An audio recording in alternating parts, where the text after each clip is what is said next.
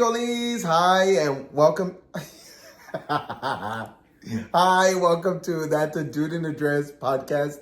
I'm Jose, and this Hi, Melissa. is Melissa. So today so her and I were talking about subjects, and I already saw What we're about to we're about to discuss. Yeah. What's the name of it? Quiet on the Set. Quiet on the Set. If you haven't seen it, it's on Max. It's only like 4 episodes, lengthy but very descriptive. So you haven't seen it, right? I haven't seen it, but I've seen enough to okay, because I had to mentally prepare for this. It's not an easy thing to watch and be like, okay, I'm gonna go watch it because everybody's watching it. So I had to mentally prepare for it. When I saw some of the footage on TikTok, I was just like, I have to watch it. Mentally because I mean, someday I'll get into it. But it's a really sensitive subject. It hit close. It hit really close to home, really. And honestly, I was expecting I was just expecting more, to hear more from certain people.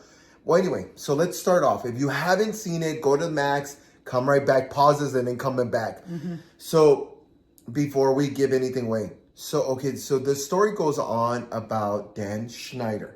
Dan Schneider was the thing in the 90s, right? The big thing in the early 90s, 2000s as well? Yeah, like early 2000s. 2000, sorry. Yeah. And so Dan Schneider starts where he is an actor. And he becomes like not well known, but people are making fun of him left and right. And he's this, I'm going to say it, he's this ugly dude. And he is playing always the big guy in the scenes. And I guess he had more to offer. And he was like, you know what, I can write, I'm going to write. So he starts writing for one of the shows that he happened to be in. And then he just happened to be writing, and it just took off where people started realizing, you know what, he's got something. Maybe, so he started doing shows with teens and young teens, like 12, 13, 14, 15, 16. And his career starts taking off because he starts getting hit after hit after hit after hit. He does, do you know the name of the shows? I know one of them was probably Victorious, Drake and Josh. iCarly. I know the one with Amanda Bynes, but I Bynes. don't remember her. I don't remember her shows. Sorry. Go ahead. Well, so I'm sorry. It goes on because it starts off with, like, he starts taking career after career, and I want to tell the first one that they start off with, I can't really remember the girls in this interview. And she is one of the main characters in this. And it's one of those, like, spoofs, like SNL kind of. Yes. So it's a TV show like that, but for kids. Yes. And if you remember back in the day, we used to watch this. I know we did. And it starts off with the main girl, and she's telling you, hey, this is how it goes. Well, what you can tell that the relationship, they set it up right away and said, we were scared. We knew because he was somebody big, and we knew that because we didn't know how he was going to be. He went from being a really good guy to you and then really mean to you. And he goes, and there's usually nothing in between. He was really, really nice, and then he wasn't. And the majority of the time, this is all allegedly, of course, he's saying to other people, like, as he's directing, he's saying, he's shooting people. He says they're really funny. He's really sweet. But at the same time, he starts hiring people that are like the voice coach for some of them. And then he starts bringing other people around there. And it starts off from the very first show. He says, this is how he gets away with it, because there's an interview also. Did you know that? No. So because this came out, he comes out on. Oh, yes. He does a separate interview trying to explain the behavior. And it's fucking annoying. Let me tell you something. I didn't even watch it. I did. And I was cussing up a storm in this. I was cussing. I was like, shut up and up. Because everything out of his mouth is just bullshit. It feels disingenuous. And on top of it, he even starts to cry. And I was, are you serious? You want sympathy from us? You want sympathy from the people that you abuse? Get it from them. Yeah. Call Josh and Drake, call them. Call the boys that, you hired these people. He's like, I had nothing to do with it. The hiring process, I personally didn't hire them. But you were okay with sexualizing a lot of these kids. Mm-hmm. You were okay with the fact that coming up with, because a lot of his ideas, he would tell you like, oh, let's do a pickle one. And they would be really, look, I'm a gay man. Have I done some naughty stuff in my life? Absolutely. Have I done something in public stuff? Absolutely. There are things called, I'm going to say glorios. If you don't know what that is, it's a hole. And you can imagine what goes in there and then whatever. I haven't done that. I'm just saying that's something in our, like, as the gay community, we know what that means. Mm-hmm. Well, sure enough, there's an episode. And one of the men who is part of this slew, he's the coach. He was like, hey, why don't I'm one of those actors? You should have me. And he does become one of like a pivotal part of one of these shows. Mm-hmm. And he starts taking out the pickle and putting it into the hole. And on the other side, they're putting it in their mouth. They're doing all this and that. Ray Romano is even in one of those episodes. And the kids are like, it's getting darker and darker. Like, you could tell that they're uncomfortable. Yeah. They're squirting stuff in one of the girls' face. I think it was, I can't remember her. I'm so bad with names. I'm so sorry. Squirt something in her face and it looks like a shot. And it does. It's disgusting like that. There are other ones where Ariana Grande is like playing with the potato and she's trying to squeeze out juice from it. And she's like, it's too hard. There's other stuff that they keep going in their mouth. And mind you, it's not just the girls, it's the boys. Besides sexualizing them, Dan excuses in the interview that he says, oh, well, I didn't hire them. Like, I didn't. So the show is that's my idea, but I handed over to 2 executives and they both agree that this is perfect episode. He said, so they agree and that they approved it. So really, it's not me. He's pretty much tossing the blame onto somebody else and saying, I didn't do it.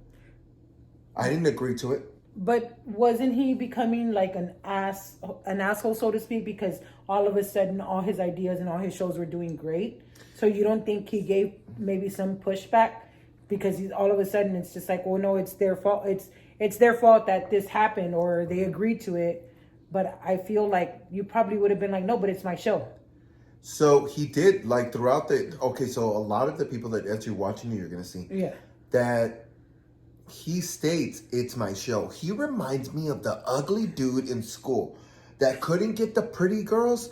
And so this was his second chance to be the it guy. Mind you, he's the it guy. The ugly dude who has the chance to have like girls hugging him, touching him. Mind you, on top of it, they're massaging him. I heard that. And it's most of the time, it could be any girl. He's like, come give me a massage. And it can be the girls that are employed for him, not the girls. I don't remember them saying whether it was the girls that were also like in the show. Mm-hmm. I think it was the girls like the casting directors and so forth. It goes, sometimes they were busy. One of them said, I was so busy doing one thing after another thing after another thing. I mean, I had a full day. She said, and then I had to go and take time to go massage him. She vocalized it with somebody who I guess she was comfortable with it. And they said, she told us, like, I can't believe I have to go massage him knowing I'm a busy day. But why did they do it? Because they were afraid of Dan Schneider. Mm-hmm. Let's be honest. That's the reason that a lot of these people didn't say or do whatever. Yeah. One of his writers, because there's 2 women. Mm-hmm. One of the writers in the beginning, they were young, first time. He offered them the job, whatever. he split their bill. He split their paycheck between both of them. So he's like, but still in the interview, fast forward to the interview that it's, mind you, the interview is being held by somebody who was an actor for him. That for him, it was okay. Nothing ever happened. So of course he picked out a guy that has a clear, clean perspective from him. Like, oh, that's my buddy Dan. I'm gonna do the interview. You should see how. Oh my God, what a waste of interview. He one point asked him a good question, and then he rebuttals, and he's like, "Well, it wasn't me. I did do that. And I learned." And his rebuttal was, the interviewer says, "Gotcha. Gotcha? You didn't prepare for this interview. Gotcha should never be like one of the. You should come back. Yeah. Yes, not a good response. Oh my God, I'm so mad. I'm so sorry. You could tell that I watched this with like anger, because where there is smoke, there's fire, mm-hmm. And I honestly believe that this is one of those situations that if he physically didn't touch anybody, mm-hmm. there are people around there that were, mm-hmm. and were doing ill to them. There were times that they mentioned that Amanda Bynes, because he went to go see one of the girls. Remember one of the first shows, that girl went to go, I guess, to do stand up or do something, and Amanda Bynes was there. Okay. And Dan Schneider happened to be there, and Dan Schneider saw her, and immediately was like, "I picked you. I picked you, and in other words, you should be at Glee, because let's start you on." So she goes into the shows, gets her own TV show, and mm-hmm. then she takes off. Mm-hmm. But a lot of people said that a lot of the time, as she was there, she wasn't there. Like, she was studying with Dan Schneider most of the time. She was with Dan Schneider. She was doing things with Dan Schneider. I was like, where the fuck are the parents? Exactly. That's what when watching some of this footage, I was just like, where are the parents in all of this? Like, I couldn't. So that I don't think I could either, but they were very manipulative. Mm-hmm. And this is the part that I don't understand. If he says, I had no responsibility for that part, then exactly why didn't you let the parents come in to have the conversation? Mm-hmm. Let me fast forward real quick. So remember the kid that came out, he had the TV show, it was him and it was like his stepbrother, and they had a TV show. What is his name? Drake Bell. Drake Bell was in the TV show, right? Mm-hmm. Well, Drake Bell was in this TV show, and they're both having a good time, whatever. You know, it is what it is. But tell me exactly, knowing that one of your employers, somebody that is working for you, is picking him up, taking him to like auditions, calling him at all times, wants to be around him every single minute. Mind you, that Drake's dad told them, I'm not going anywhere. Most of the time, this is how they got out of the conversation. Mm-hmm. After Drake, because I'm going to fast forward a little more.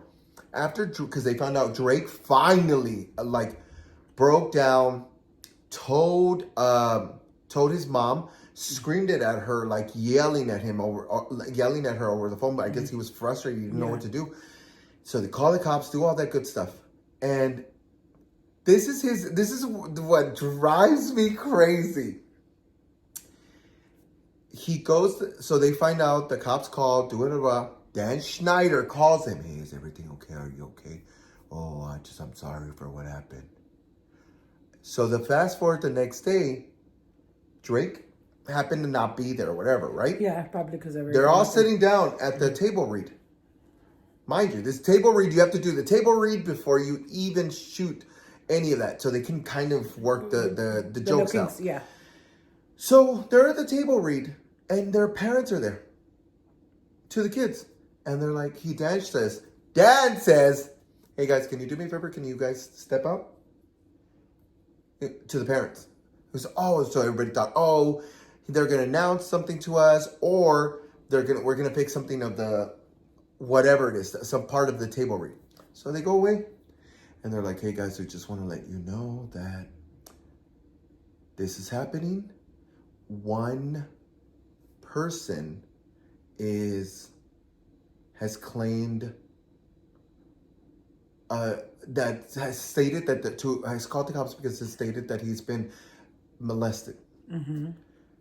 Excuse me? And then he tells them, do you guys have anything to say?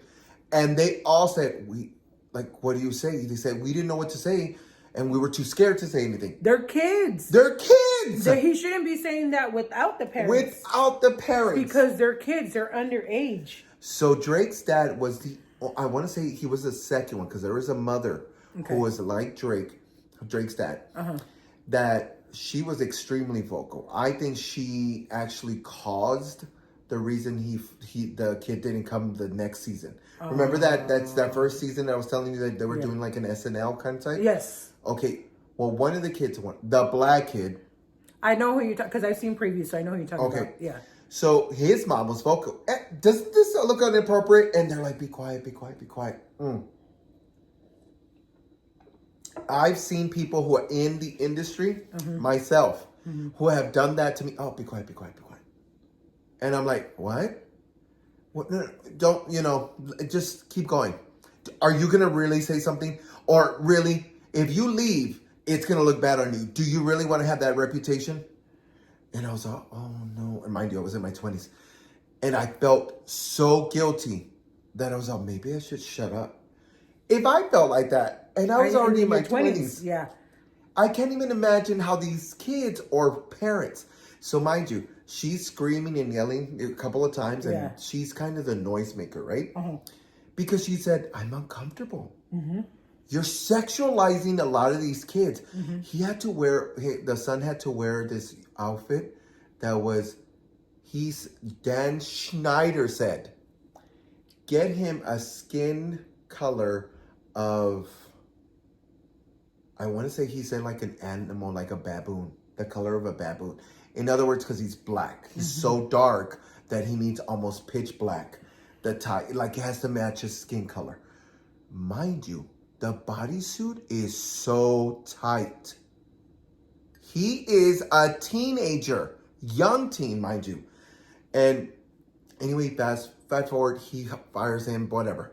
He does the exact same thing doesn't fire. Let me take that back. He, I think, is part of it, but isn't admitting to it. The guy what is the name of the predator that actually did something to Drake? Brian Peck. Brian Peck. Brian Peck was so bad at what he was doing that the dad realized exactly what was going on. So the dad, because they were going through a divorce, told the mom, hey, I'll take him. He wants to he said, we're trying to build our relationship. He was young. I didn't want him to feel that way. He was living with me. So I would take him to all the auditions. And he said, and we were okay with it. He told the wife, and the wife was fine with it. She kind of makes me a little mad, because I don't know. There's something, she dropped the ball. Yeah. Too. And the dad comes out in the interview, and he's crying because he had stated over and over, I'm not comfortable with him. Yeah. He went to go and tell what I think HR, whomever, hey, I'm not comfortable with this guy. Oh, wow. And then, of course, for some reason, it trickled right back to Dan and him. And the guy said, so he manipulated Drake and told him, your dad is stealing money. Your dad is doing this. No. People don't like him. More likely, you're going to not be able to flourish in this industry because of your dad. Do you really want that? What is that? The manipulation that they do to kind of reel you in to have that trust. He said we had gone, mind you, he's in his probably 40s, 30s. He's hanging out with the teenager. The dad said, I'm not comfortable with this. I'm not comfortable with this. Mind you, he's throwing this in his ear, Drake's ear. Drake is listening. He's scared. Yeah. So he says, Dad, he tells his mom tells Dad, you can't represent him anymore. So Drake starts. I mean Drake. Not Drake. The Brian. Brian starts kind of taking over, and so he becomes the manager. Yeah, pretty much like the manager. He must have been so scared because not at first. Drake wasn't. Not at first. Okay. He said because everything was the same, normal. Nothing was out of the normal until one day, because they had constantly gone to Disneyland over and over, so it wasn't anything new. He says, well, one day I was auditioning and I'm so sorry, I'm about to mess this conversation up. Drake's dad, when the mom told him, like, he doesn't want you to manage him, he goes, that's fine. He goes, I don't want it. By this point, he's all, Drake is 15 or 14, 15. He goes, if he doesn't want me to, that's fine. I don't want to ruin our relationship. If he does it, that's fine. But he says, here's a bank card, bank information. Here, have it all.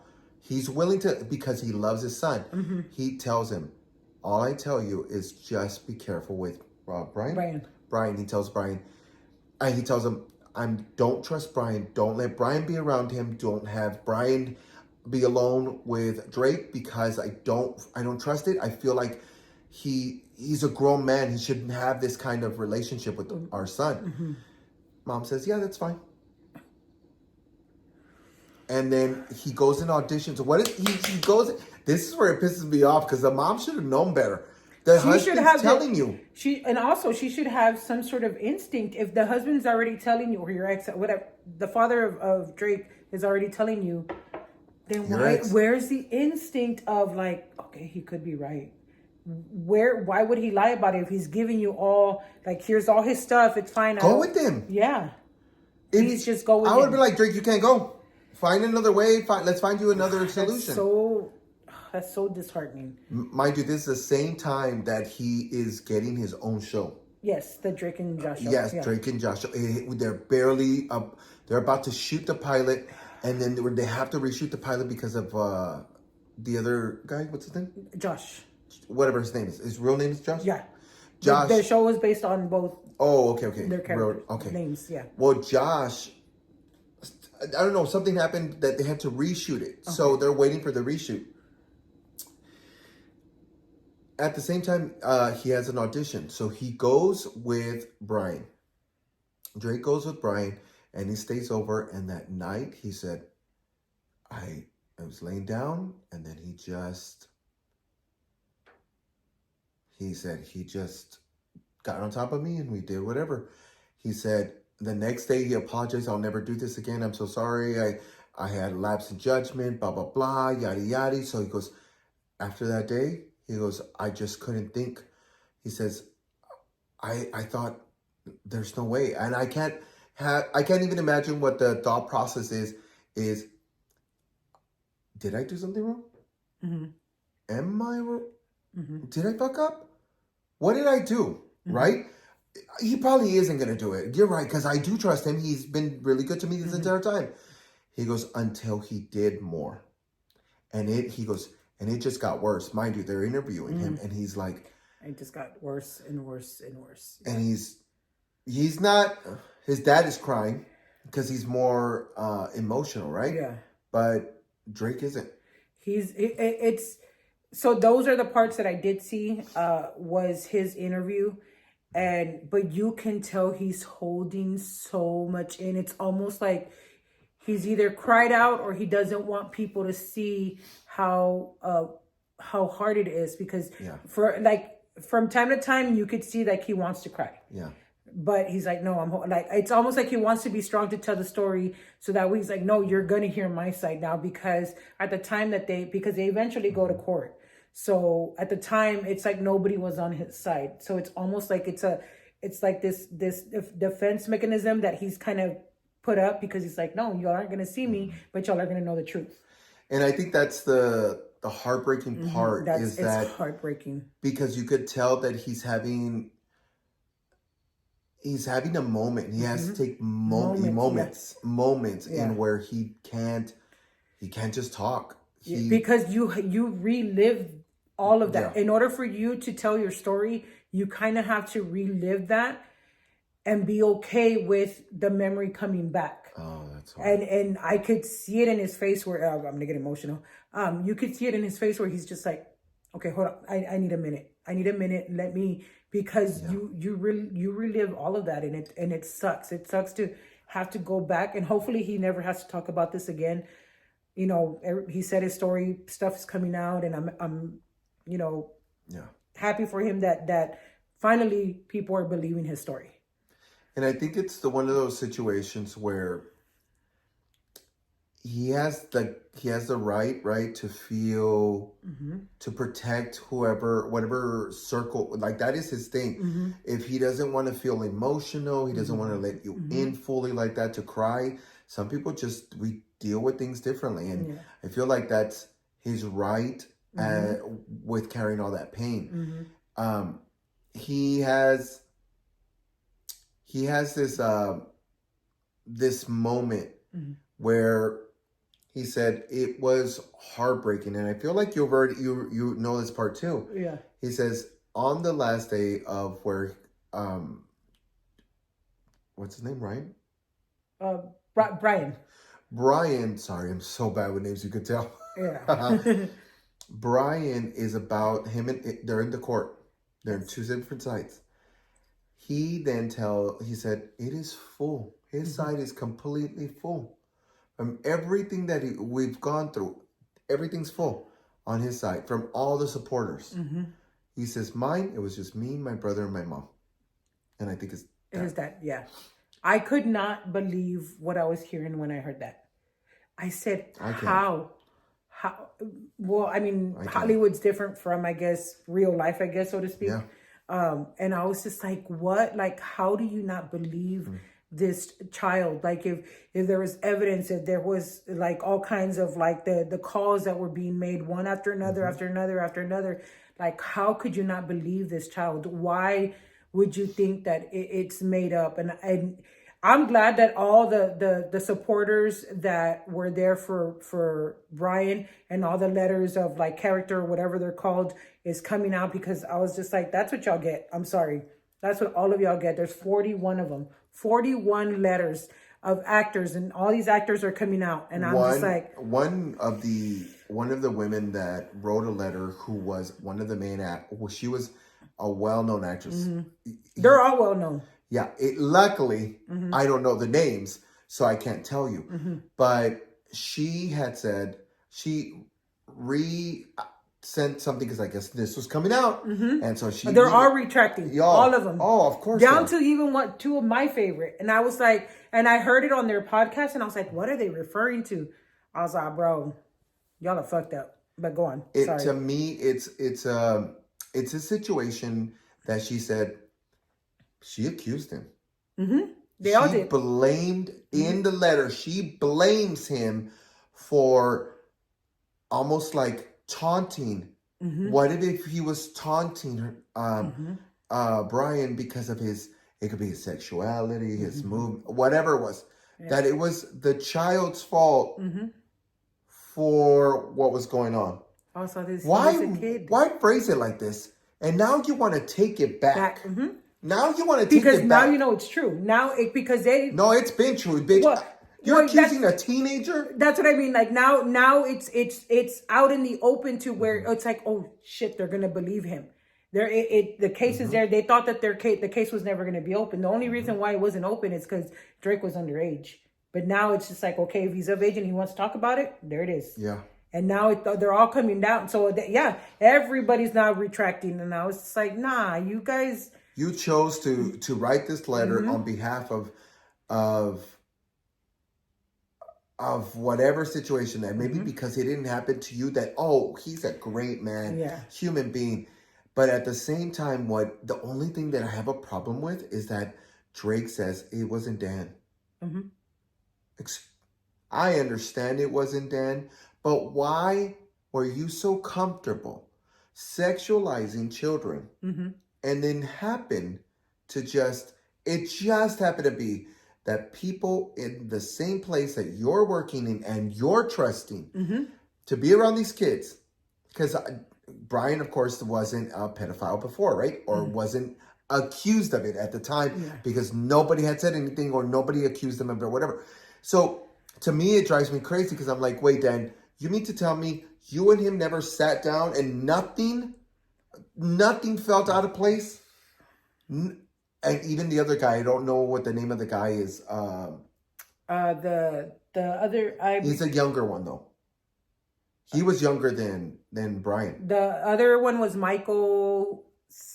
Let me see. Let me pull yeah. While she's looking it up, he had this guy that I can't think of the name that she's gonna look up. Jason Handy. Jason Handy. Let me see a picture of him. Oh, here I'll have to pull it up. Oh, go ahead. You can put it. And he tells to me he had done this where he got to know even the parents. Like he pulled the parents aside and got to know them while the kids were like rehearsing, do whatever. Doesn't that just creep you out? That he took not only time to get to kind of get the kids comfortable. What is that called? Somebody help me. Where he's prepping them. He's prepping kids. What is it called? Shoot, I know what you're. Sorry. I know. Sorry, I know. You asked for the name, and I'm like listening to you, but not listening to you. It feels like I have curly hair back here. I'm so sorry. This is not the right time, but it feels like I have curly hair, and I'm like, oh my God, I would look so good with it. You're silly. I know, because I'm worried that babes don't get it. I'm like, oh, okay. Anyway. So this is the younger one? That's what they're saying. Yeah, but he wasn't. I mean, he looks like that now. Wow. Jason Handy. Yes, Jason Handy had a very boyish, young boy next door kind of look. So parents were saying, "Oh, we trusted him. He was so sweet." Of course. Oh, yeah, he does. Yeah. Yeah, until he wasn't. Wow. It to me, because he was found first. Oh, was he? Yes. Oh, okay. And he was I would say pivotal player because he's making the parents comfortable. That's a big role for somebody that doesn't know what's going on. On top of it, you have Dan Schneider acting a fucking fool, power man, misbehaving. Yeah, treating whoever. He said you didn't know if you were going to get fired that day or not. He said if you were with Dan and he was in the mood, he would fire you that same day. That was a constant behavior all through Hollywood, because this is not the first time I hear. No, it's not. This behavior, it's the same shit that happens. You give people a little bit of stardom, and then they become a popular house name, and then something happened. Not everyone. It's always like the ones that didn't get the attention in high school or whatever. No, not even that. Or the girl. No. It could be the popular girl, because there's a lot of people that were popular when they were young, and I don't know. They become these people, and they're horrible human beings. Yeah.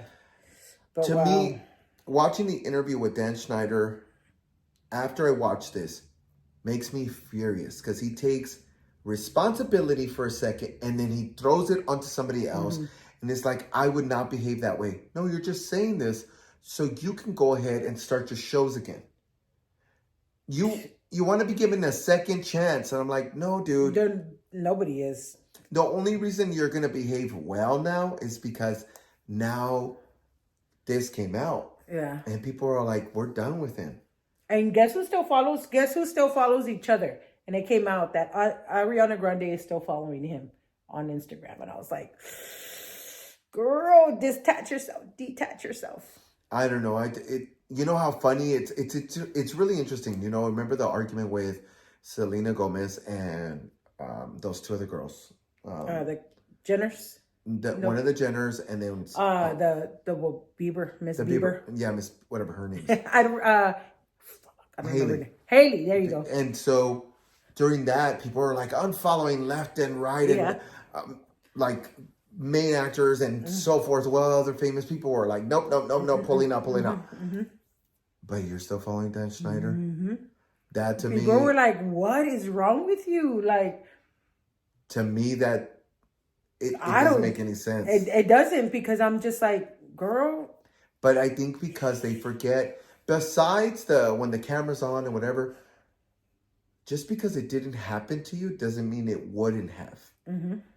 You just had got given the lucky. right circumstance, I probably would have. Mm-hmm. I feel like Amanda Bynes is one of those that we won't know until she says it. It's scary. We see a lot of these kids that grow up and then they start misbehaving because things And like Drake this was happen. because Drake was on a slippery slope. Sorry, that was And this is all allegedly because this is based on what they said, but we're watching it. And I feel like it's just a really scary situation. I remember when I was young, I wanted to be an actor, but we're too broke, girl. Like, we're too broke. I'm glad that it's happening now that you're older and you're able to you have a voice. Yeah. You have a voice and you're able to say, no, you're not, we're not, I'm not. So could you imagine in your 20s where you said you were scared? Yeah, too scared to say anything. And you're like, I want to act, so whatever you tell me to do, I will do. Yeah. Would you have? Probably. Okay. Yeah, probably. It's exciting. You want fame, right? But you don't know what the price of or the cost that it's going to come with. Everybody always says it comes at a cost, right? And I understand that. But I really didn't. I just thought maybe at a cost, like, okay, you lose your freedom. And so to me, I feel like it's one of those situations when it comes to being part of the industry, it's scary, right? I always think it's going to be scary. It's going to be a situation. I'm just glad I have a good head on my shoulders to say, I'm good. I'm good. I feel really bad for a lot of these comedians and a lot of these actors that didn't have the opportunity because of whatever situation they were in. So we just want to say there is always help. There's always there's help now, thankfully, that with the Me Too movement and so forth, that there's always somebody you can always talk to. So I just want to say thank you for watching. We love you. You can talk to Jose too. Yes. Reach out to him. No, don't reach out to me. Don't say that, because people will really say that. I know. No, I'm just kidding. Don't reach out to me. I'm not a therapist. Guys. But we just want to say thank you so much for watching. We love you. Dame un besito. We gotta go. Bye.